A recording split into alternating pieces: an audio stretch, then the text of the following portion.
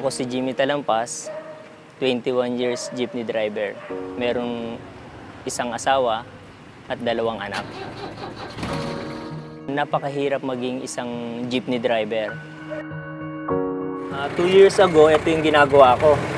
Nasanay na ako dito kasi 21 years halos na ito yung ginagawa ko. Babiyahe ko ng alas 2:30 ng madaling araw. Minsan hanggang gabi, 16 to 18 hours ako babiyahe. Minsan kumikita, 500, 1,000. Kaya lang, hindi talaga sasapat sa meron ng isang pamilyang kagaya ko. Minsan, mga kapwa mo driver, nagkakasamaan kayo ng loob. Hindi ko naman maiwasan, hindi naman namin maiwasan kasi kailangan kumita pare-pareho. Hindi nawawalan yung lagayan sa kalsada. May hingi-hingi, 5 piso, 10 piso. Halos pati sila, binubuhay mo na rin. Minsan, kailangan 2:30 pa lang na madaling araw, gumising na ako kahit na alas 12. Alas 12 na ako natutulog. Talagang minsan halos walang tulog para lang kumita, para sa pamilya.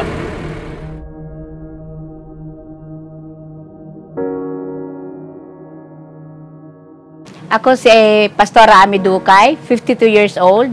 Ang aking asawa ay civil engineer at may 6 na anak. Dati ang aking asawa ay isang operations manager ng Rogam Steel Fabricator sa Malinta, Valenzuela.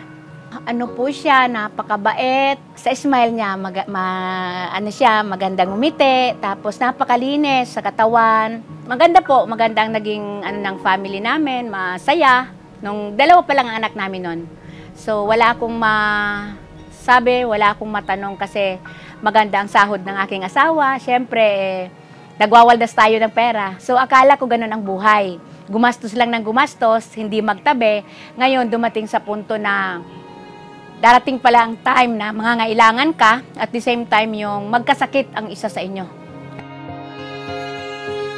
So ang nangyari po, na-stroke po ang aking asawa na yun ang aming pinaghuhugutan ng lahat ng lakas. Lakas ng kita, ang lakas ng loob, susya. So nung na-stroke po ang asawa ko, nung 45 years old siya, iba po yun, dagok ng buhay. Nakapagtabi man kami ng konti pero naubos po sa kanyang pagpapagamot. Hanggang sa ako naman po naging tatay at nanay ng aking mga anak. Nandito ako ngayon sa sarili kong bahay dito sa San Jose del Monte, Bulacan. Dito po ako nakatira. Ito po ang aming bahay. Start ng talagang dito kami naghirap pero hindi ko po ito iniwan. Mayroon kaming 5 anak na mga nag-aaral pero hindi talaga kaya na ako lang ang nanay at tatay. Nagluluto-luto ako ng kung ano-ano mga pagkain, mga kakanin, gulay-gulay dyan. Tapos iaalok na mga anak ko sa kapitbahay. Dumating sa punto po na talagang natigil po sila talaga sa pag-aaral. Ang hirap po ng magulang, ng mga ibang kapitbahay mo nasa school, tapos sila nandito lang sa loob ng bahay. Pag lumabas, nahihiya sila kasi pumapasok ang kanilang mga kalaro. Sila naman nandito lang po sa bahay. Hindi ko makakalimutan nung minsang naglalakad ako mula doon sa kanto hanggang dito. May isang matangkad na kabataan na may dalang ice pick. Ang sabi sa akin, patay ka, tutusukin kita. Bigla na lang nalagay sa isip ko yung mag-ina ko Natakot ako, hindi ako makapagsalita. Sabi niya, kailangan ko lang sa'yo yung cellphone mo. Pagkabigay ko sa kanya, tumakbo na siya. Kada gigising ako ng umaga, ganun na lang yung takot sa akin na baka mangyari uli yun. Hanggang isang gabi sabi ko, Panginoon, sabi ko, bigyan mo ako ng opportunity.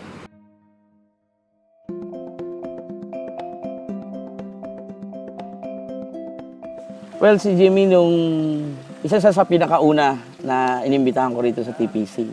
Kasi nakita ko sa kanya yung potential na napakasipag, napakatsaga.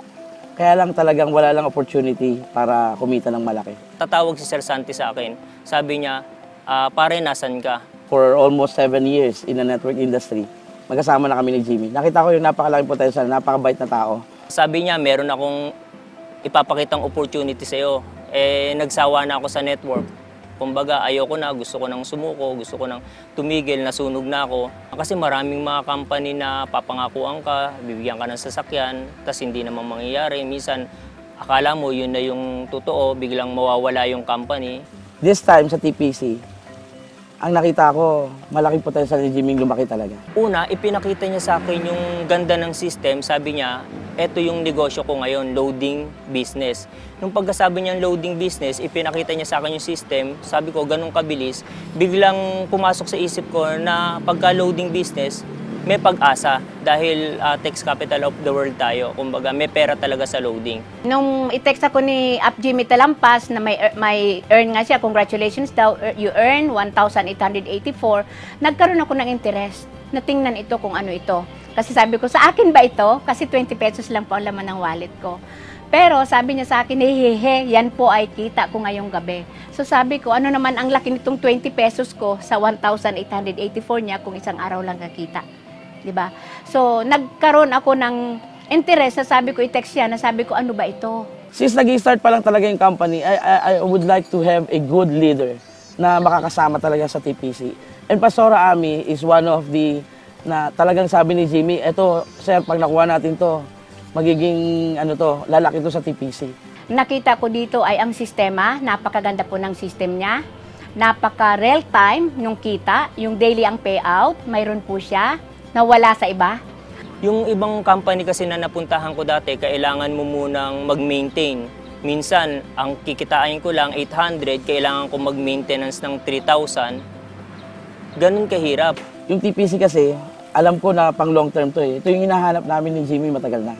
Mayroon po siyang 24/7 na help dish na kung saan ano man ang concern natin, anytime makakapagtanong tayo kahit nang walang upline. Kinrate natin itong TPC para lumawak, lumaki, mag-international.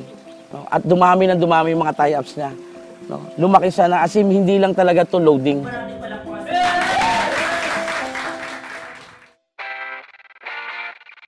Ngayon, first year ko sa company, nakabili ko ng brand new Honda Jazz.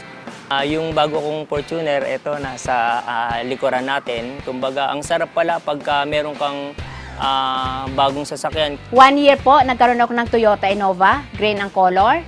At sa ngayon po, nadagdagan ng pangalawang sasakyan. Nung May 22 po, naglabas naman ang panibago kong sasakyan, Toyota Wigo. Well, Pastora Ami ngayon, napakalaki na nangyari sa kanya. After almost 2 years sa TPC, no, nakapag-start siya ng pa-remodel ng kanyang bahay. Itong bahay namin ngayon, i-renovate na po namin ito. Ang aming budget po dito ay 1.5. Binadgetan ko na po talaga sa husband ko kasi siya po ang nagde-design.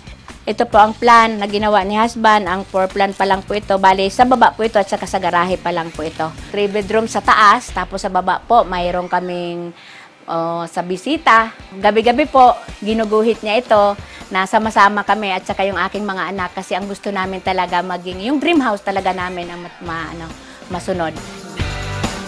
Nandito tayo ngayon sa office namin sa Valenzuela. Isa po ito sa kagaya ng mga office sa Zambales o sa iba pang lugar. Dito ko po dinadala yung mga tao na nangangarap din kagaya ko. Dito kami nagtitipon-tipon. Puno to every Saturday. Nakita nyo naman, unang naipundar po, 2 lote, 2 sasakyan. Pagkatapos ito, actually, hindi ko na kailangan to eh.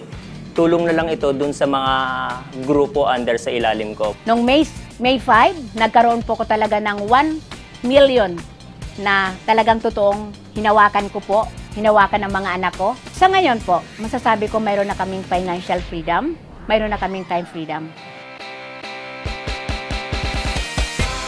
Ang pinakamaganda doon, yung mga tao na nangangarap din na mabago yung buhay sa pamamagitan ng TPC, ipinapakita ko sa kanila, ito yung negosyo na pwedeng kung paano nabago yung buhay ko, kaya niya ring baguhin yung buhay mo. Never give up. Huwag kang sumuko, kapatid, kasi ang buhay ay habang umiikot nga, sabi parang gulong, minsan nasa ilalim, minsan nasa ibabaw.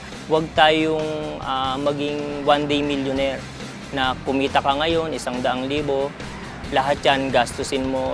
At saka, huwag kang magbago.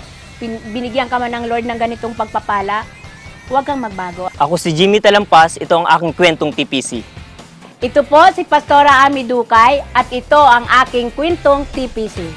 Ito ang aming kwentong TPC!